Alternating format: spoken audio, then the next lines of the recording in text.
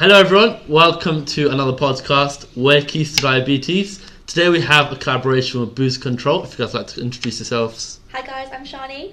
Hi everyone, I'm Eliza. Hi everyone, I'm Shahira. So if you guys didn't watch our other podcast, what we're going to do is talk about a few studies. There we're looking at the link between type 2 diabetes and alcohol consumption.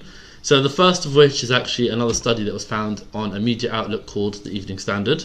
This one looked at saying how 2 alcoholic drinks a day could reduce the risk of diabetes. What do you guys think so far of the study? I'm unsure about it. I think it's, although it's a study, it's kind of encouraging bad practice for the public. Definitely. Yeah. So.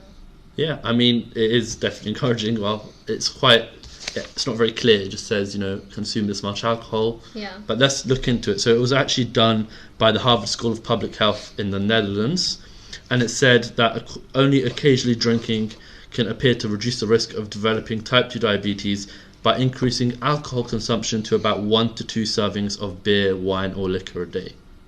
So again, there's not much information behind it. It just briefly tells you to drink 1 or 2 drinks a day. Yeah. It's not the best. I think what highlights the most is the fact that it said 1 serving. A serving to someone is relative. Mm-hmm. What is a serving for? Subjective, isn't it? Yeah, definitely. It would sort of be on the packaging of the thing you're drinking, but it doesn't mention how many units. So Yeah. I feel like because this is an it's very American vague. study, I don't believe they use units. They have a different way of measuring the alcohol. This research was done over 38,000 middle-aged American men enrolled across a 20-year period of study, which is quite crazy, from 1986 to 2006, and they were questionnaires every 4 years. So they would track the alcohol change in consumption and in the development of risk of diabetes. Again, it doesn't exactly say anything about how they measured the risk of diabetes. That's the thing. Evening Standard, not the best of studies. It tells you drink alcohol, but it's not very clear about it. Alright guys, let's move on to another one. So this one is by the Journal of Epidemiology. It's a peer-reviewed journal and it talks about alcohol consumption and the risk of diabetes in East Asian populations. This one's saying that it tries to correlate between healthy alcohol consumption and unhealthy alcohol consumption.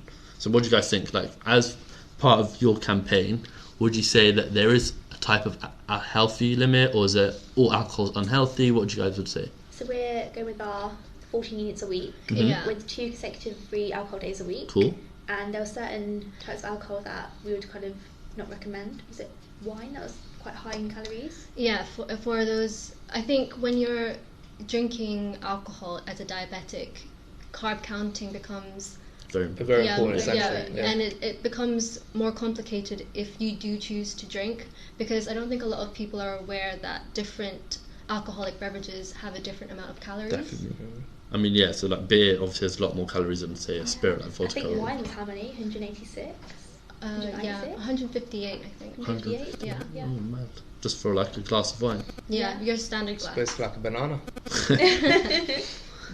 So yeah, this particular study talks about the difference in breaking down of the alcohol using different enzymes and how some different genetics may be able to metabolize the alcohol quicker. So it means that breaking down of alcohol is quicker for women than it is for men, it says.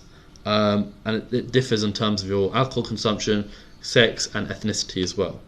So what this study did, it looked at the correlation between alcohol consumption and the prevalence of impaired fasting glucose. So anyone who had diabetes was excluded from the study, which I find quite odd, because obviously if you're trying to look at the correlation between diabetes and alcohol, you should probably include people who have diabetes, but it seems like they didn't do any of that. But yeah, so what do you guys think so far of the study? I think it's more robust than the previous Definitely. evidence. It's a lot more valid so far. Yeah. It goes to say that there's a high risk level of consumption was associated with a higher prevalence of IFG, which is the fasting glucose values in both men and women. And then it also says that at least 7 drinks per sitting in men and 5 drinks per sitting in women was defined as high risk.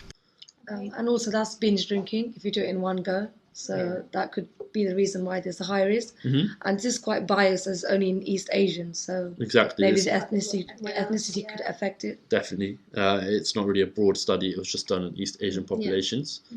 It does go on to say, which I find quite a bold statement, is that modest levels of alcohol intake, regular drinking was associated with lower levels of diabetes prevalence in women compared with rare consumption. So for women who don't consume any alcohol or very rarely, they have a much higher prevalence of diabetes. But yeah, I feel like it's a bit more robust, as you said. But again, there's still a lot of gaps to be filled out. And then it just goes on to summarize the fact that it does compare, like you guys said before, 14 units of alcohol in the United Kingdom. And it does compare the different alcohol units and the consumption that is required in different countries. What do you guys think? Do you guys know anything about, what, in terms of the UK, obviously we recommend 14 units of alcohol. Do you know anything about other countries or? It says here maximum 1 drink per day in the Netherlands. Okay. If you guys were to implement, say, like a suggestion, what would you guys recommend in terms of alcohol consumption? Would you say? A diabetic, for example. For a diabetic, yeah. What would you recommend? I think the healthiest is to drink the least amount of alcohol as you can. But if you do choose to drink, there is no such thing as a safe level of drinking alcohol. You can only really lower your risk because I know we're discussing about the risk of the risk of getting diabetes. However, we also have to think about the other risk factors in alcohol. With drinking alcohol, yeah, definitely. Liver disease, pancreatitis. So although that's the other evening standard says to drink 2 units of alcohol a day, it's not really the best because you may be decreasing your risk of diabetes, but you're increasing your risk of heart disease, mental illness. Very valid point. But then, would you say that all alcohol consumption is bad alcohol?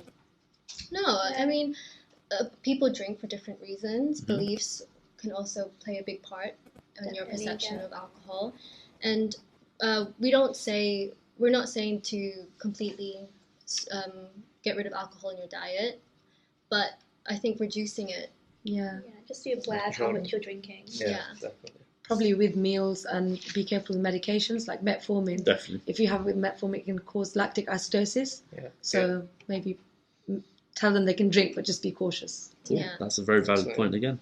So yeah, as you guys say, we have some alcoholic experts on our team, so and they've given us all the advice. I'm not trying to say you all drink excessive amounts, but...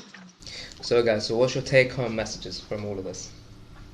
So number 1, consume moderate alcohol. Yeah, so moderation would be up to 14 units a week with at least 2 alcohol-free days consecutively. Yeah, but then for patients that want to still drink alcohol whilst on medication, we'd offer them to drink low alcohol drinks and drinks that have a low sugar content. Yeah, so for example, if you've got a cocktail, opt for a tonic instead of lemonade. Yeah, easy swap. Yeah. Cool. Great. And what we said something else about medication as well. So we know that there's a lot of interactions between diabetic medications and alcohol. What do you guys know about this? So if you're on insulin or sulfonylureas, they both lower your blood glucose. So by having alcohol as well, it will lower your blood glucose even more, and they can get a hypo. So make sure they're aware of the signs of hypo, like sweating, feeling dizzy, and obviously carry maybe glucose with them when they're on a night out. And what to do in that situation of hypo, make sure they're aware of what the best things to do. Tell your friends. Tell your friends, Which is great advice. Make everyone aware around them that they're diabetic. And that obviously goes for type 1 as well as type 2. Definitely. Not just for type 2. I know we're a public health campaign primarily on type 2 diabetes, but this advice is for both type 1 and type 2 for anyone who's watching who is type 1. But thank you very much for listening, guys. Thanks everyone for listening. Hope you enjoyed it. And thank you very much. Bye.